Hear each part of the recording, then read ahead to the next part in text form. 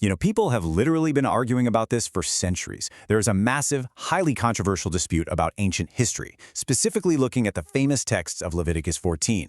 Some people look at these ancient rules and say, wow, those are just cruel, mean punishments for people who were already sick. But others completely disagree. They say, no, you're missing the point entirely. This is actually a beautiful, magical rescue plan. So who is right? Well, today we are going to clear up all the confusion and explain exactly what these ancient texts really mean.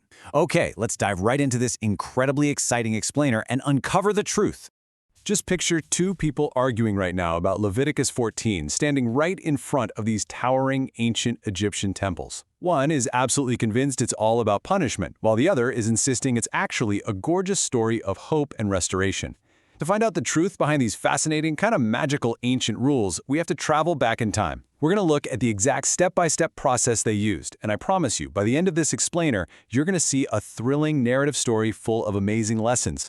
So to really understand the story, we first have to understand the problem.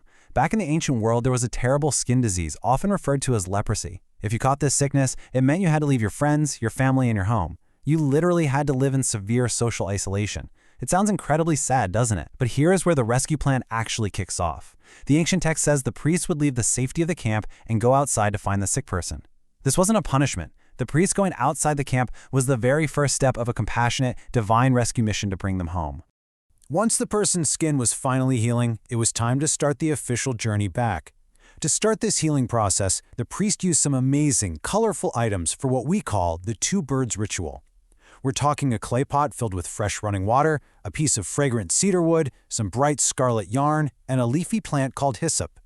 They would take two birds. One bird was carefully sacrificed in the clay pot over that running water. Then they'd take the living bird, dip it along with those other items into the water, and gently sprinkle the person 7 times. And the grand finale? They set the live bird completely free to fly away into the open field. And this brilliantly illustrates the symbol of redemption. It's such an energetic, incredibly visual story. That little bird flying away represents true freedom. It strongly foreshadows a beautiful transfer, literally taking all the sadness, the sickness, and the uncleanness away and replacing it with liberty. It points directly toward the ultimate removal of sin and the start of a brand new, healthy life. Can you imagine watching that bird soar up into the bright sky? What an absolute feeling of hope. But hold on. The process wasn't quite over yet. Before re-entering the camp to see their friends, the healed person had to do a super deep clean. They had to wash all their clothes, bathe in fresh water, and get this, they had to shave off every single hair on their entire body. Yes, even their eyebrows. It was the ancient world's way of making absolutely sure no germs or dirt were tagging along for the ride. They were getting a totally fresh start from head to toe. After the super fun scrub down, they were finally allowed back inside the camp. But there was one last safety rule. They had to hang out just outside their own tent for exactly 7 days. This was to make 100% sure they were better and to protect everyone else. It was a time of joyful anticipation. They could see their friends and family walking by, but they just had to wait 1 short week before they could finally hug them again. Then came the absolute magic of the 8th day. On day 8, a massive celebration took place. The person brought very specific, perfect offerings to the entrance of the tent of meeting for a grand ceremony. We're talking 2 male lambs without any defects, 1 perfect female lamb, and a whole bunch of fine flour mixed with glowing golden olive oil. This was a huge, exciting event, officially marking their return to society. During this massive celebration, the priest did something wonderfully symbolic.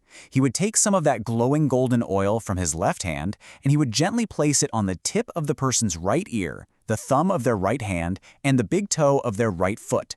I know, it sounds a little silly today, but it meant something very special.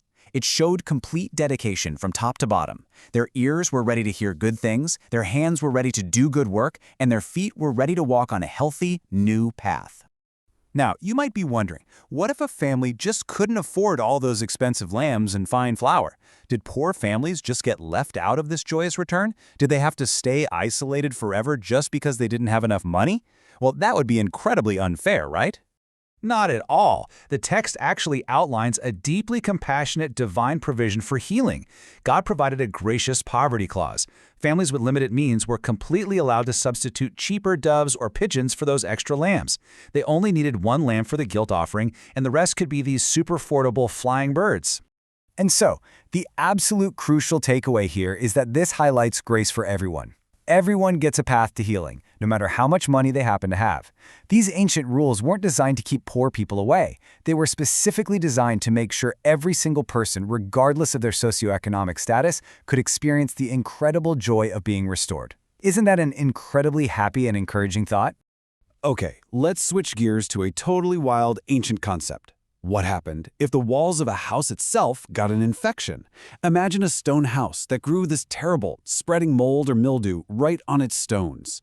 Can a house actually get sick?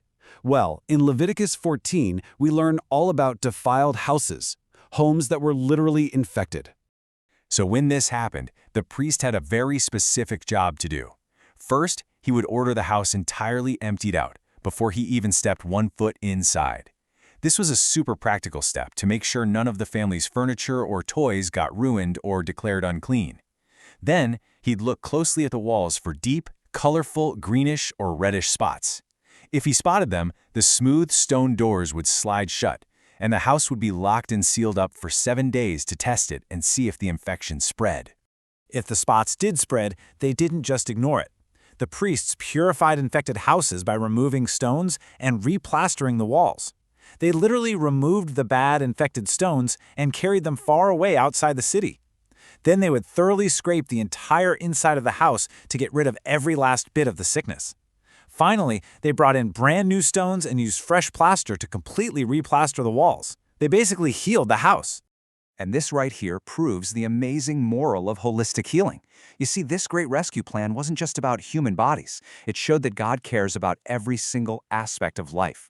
Our personal habits matter, our physical health matters, and even our physical environment and homes matter.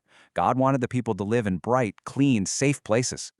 Now, there were 2 possible endings for the house. If that dangerous infection returned, after all that intense scraping and replastering, the house was sadly, but necessarily, torn down to keep the whole neighborhood safe from the contagion. But if the priest came back and the house was totally clean and cured, they celebrated. And guess what they did? They performed that beautiful 2 birds ritual all over again, right there for the house, purifying it with the cedar, the hyssop, and setting a live bird free. You know, the most beautiful part of this entire rescue plan really comes down to the importance of community. The core moral of all these ancient rules wasn't to punish sufferers. It was a deeply compassionate process designed to protect everyone, because ultimately healing allows people to rejoin their friends and family. It was all about bringing isolated individuals safely back to their friends, their community, and their relationship with God. Healing allows people to be together again. What an absolutely incredible story of hope, grace, and restoration. The ancient texts of Leviticus 14 truly were a beautiful rescue plan meant for everyone. But it really makes you wonder, what other magical, hidden secrets of compassion are buried in our ancient history just waiting to be uncovered? Thank you so much for learning with us today on this explainer, and please, click the bell button, like, share, and subscribe.